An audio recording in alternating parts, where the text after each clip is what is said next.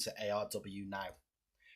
We won a trophy. We won the Asia Trophy, beating Leicester 2-1.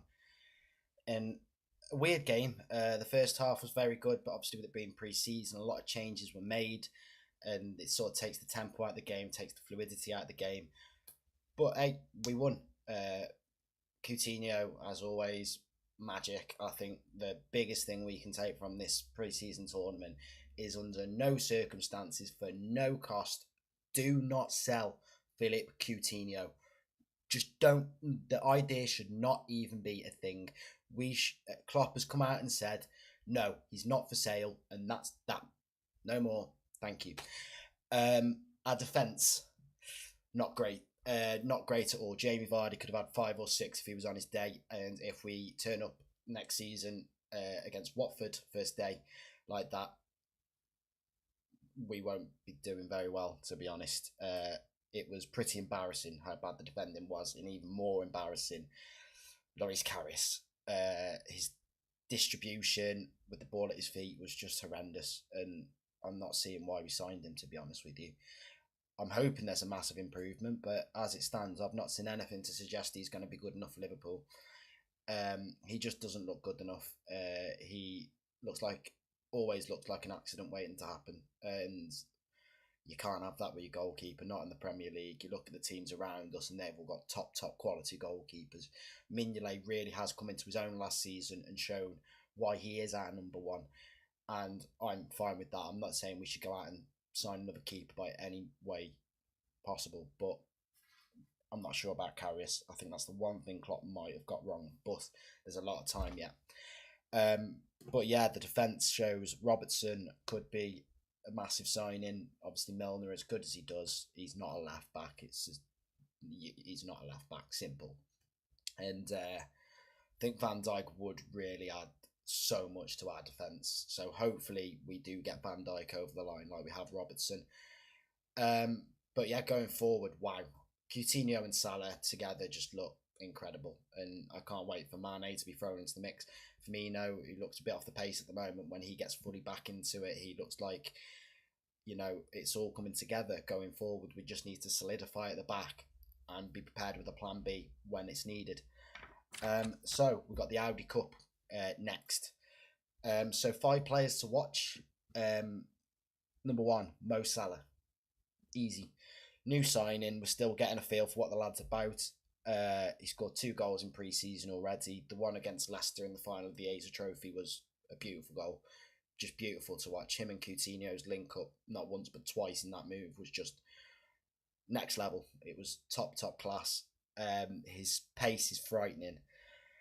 And he's playing on the right, which would suggest that Mane, when he comes back into the team, will play on the left, both cutting in, playing narrow, which is what Klopp seems to like from his wingers. A lot of goals from the wing. Obviously, we don't have that 20-goal-a-season striker. We have Roberto Firmino, who creates as many as he scores, which is just as good in my opinion.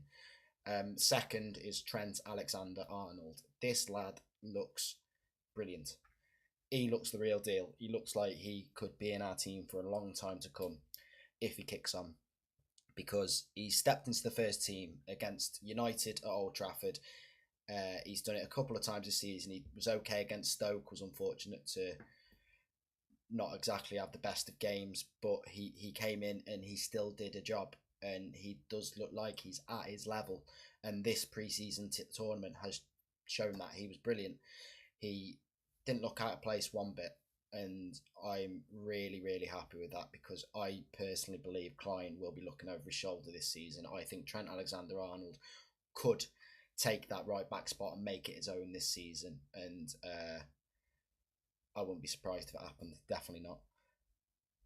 Third is Jordan Henderson. A bit of a weird one to watch, but he's been out for a long time, and there's a lot of competition in that midfield. We've got Gini, Lallana, Chan, Coutinho dropping into mid, potentially Keita coming in. There's a lot of competition, a lot of places, but not all of them can play. And who to drop? Gini and Lallana were both brilliant last season. Coutinho in that central role looked phenomenal the last few games of the season.